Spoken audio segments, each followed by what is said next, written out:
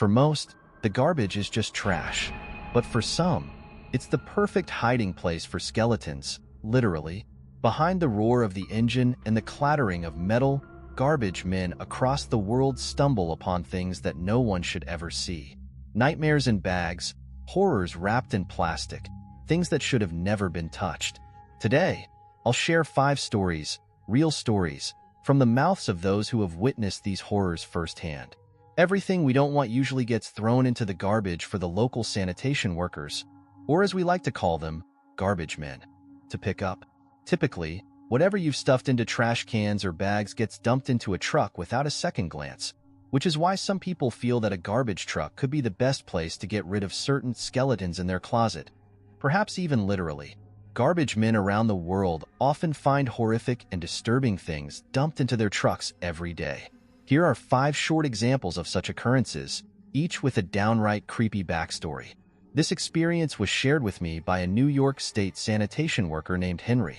Henry worked with a set group of co-workers on his truck: the driver, Norm, and another trash collector who rode on the back of the truck along with Henry, named Alex. Alex was always a rough and tough kind of guy. He had a long grayish beard, a bald head, a stocky build, tattoo-covered arms, and a deep trucker's voice. He was the kind of guy you wouldn't want to get on the bad side of.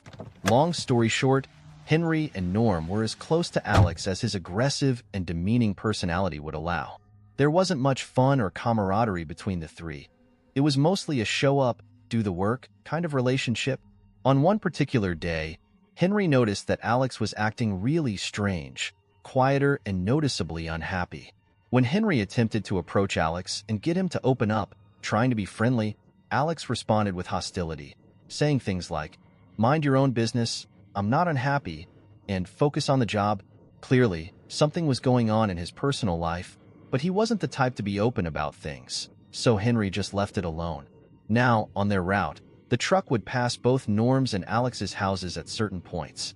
On this particular day, when they stopped at Alex's house, Alex told Henry firmly to run down to the next house over and grab the plastic table that was sitting by the curb. Henry said, "No, I'll just wait until we get over there." In response, Alex yelled at him to just do it. Confused and a bit afraid, Henry complied and started walking over to the next house. As Henry picked up the table and started heading back to the truck, after responding to Norm's confused hand motions behind the wheel, he noticed Alex hurriedly throwing a bag into the back of the truck. When Henry threw the table into the truck, he saw the long black bag sitting atop the rest of the waste and imagined the worst. But knowing Alex's aggressive and defensive nature, he kept quiet. By the end of the shift, when Alex had left, Henry stopped Norm and told him what had happened. The two reported the incident to one of their superiors, and the waste that had been dumped from the truck was thoroughly searched. Eventually, they found the black bag Alex had dumped, and inside were the squishy red contents that had been oozing from the bag. Robert Calvin was temporarily a garbage man for a city department in Los Angeles one summer, replacing a guy who quit. Originally, his job was supposed to consist only of mowing grass and similar tasks around town.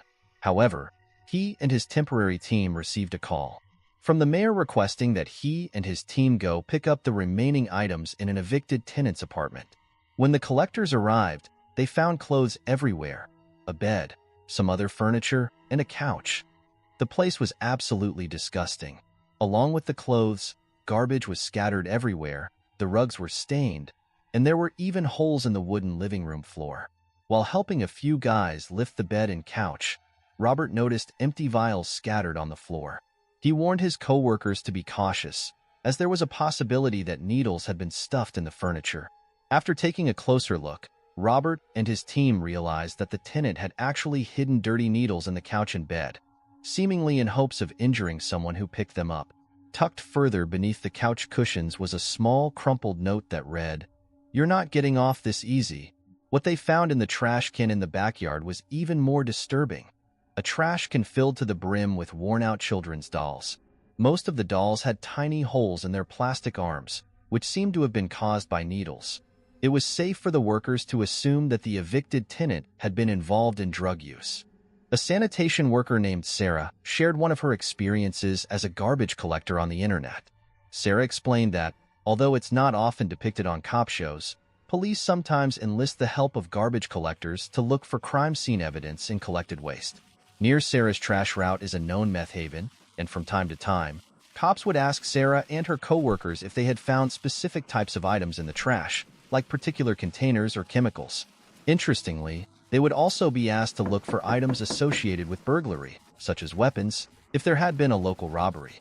On a more notable occasion, Sarah was asked to keep an eye out for cash registers in the trash, as robbers sometimes steal entire registers, take them home, empty them, and then toss them into the garbage, assuming, like many others, that whatever ends up in the garbage is out of sight and out of mind. However, one of the most disturbing experiences Sarah had was when she and her coworkers found a leg stuffed in a garbage bag in someone's trash can. On that same day, after their shift, police were notified, and it was discovered that they had unknowingly picked up more than one body part. In fact, the body parts had been dumped strategically around town, in random household trash cans, and law enforcement had to search through all of the trash to recover the entire body. Another account was shared by a messenger user named Zara Whitman P., who also happens to be a garbage collector. A number of posts about sanitation work were shared on the messenger, where users asked garbage collectors to reveal the most disturbing things they had found in people's trash. Zara Whitman, a garbage collector in North Carolina, shared one of his experiences. Despite what people may assume, Zara explained that garbage men are often nosy and like to peek through people's trash bins before dumping them into the trucks. One particular day, while working at a corner house in Winneville, North Carolina, Zara came across a half-sealed white plastic bag. Peering through the opening at the top, he saw a suspicious-looking picture of a young girl. Intrigued, Zara took the bag out, opened it, and found at least a pound's worth of photos, all featuring the same girl, who appeared to be around 13 years old. He immediately called his coworker over to check it out.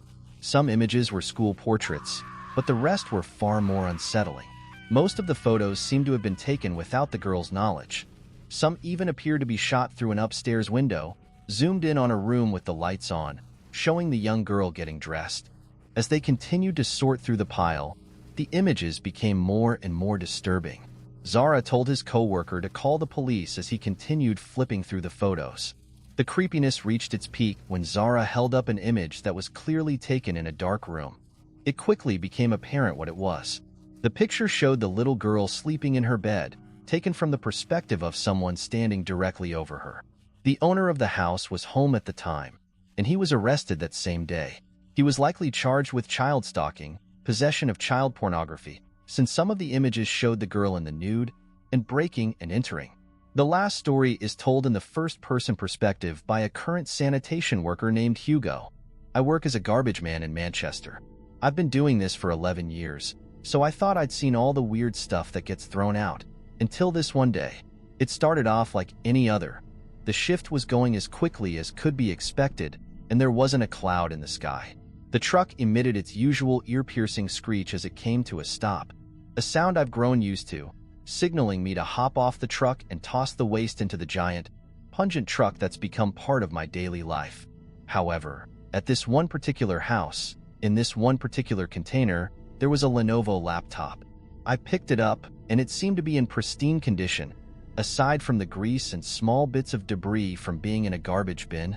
Food that it had collected from sitting in a garbage can, but rubbing it off with my heavy work assured it was about as good as new. I naturally took a look at the house to see if the owner saw me take their laptop, and to my surprise there was somebody standing by the window behind the partially open curtains. He was kind of peeking at me as if he didn't want me to see him. It was actually quite disturbing. Now I felt weird taking the laptop, so while still holding it I took the garbage can and dumped it into the truck while pretending to do the same with the laptop. Instead, however, I placed the laptop on the back platform of the truck, returned the plastic pail to the curb, knocked on the side of the truck, and we moved along to the next house. That was where I handed my driver the laptop to hold on to. As I picked up the can at the next house, I noticed the guy from the previous house coming out to check his empty pail, and then turning to me and walking over to me. I returned the favor and met him halfway, and he just cut straight to the chase and asked me if I took his laptop. I felt my heart drop a bit for some reason and stuttered at first, telling him I threw it in the back of the truck. What he asked me next shocked me. He asked if he could check the back of the truck to look for the laptop. Now I felt really awkward, but recovered by telling him firmly I have no time to play games. We're on a tight schedule.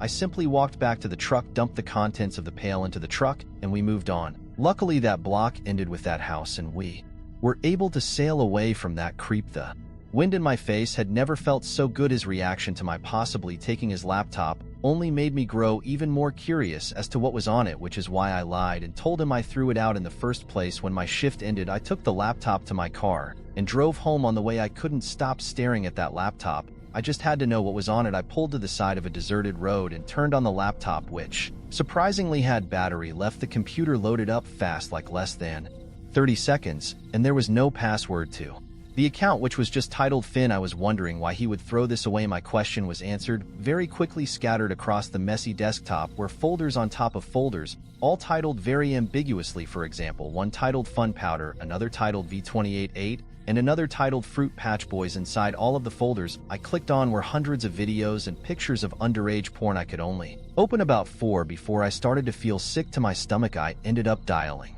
911. This guy for child pornography possession. Now the guy had pictures of himself on the computer, so I was not digging my own grave here by calling 911. However, as I should have guessed, the guys skipped town. I found a lot of messed up during my career, but never anything as bad as this. Maybe this guy would have gotten away with it had he just been smart and tucked the laptop underneath another bag. You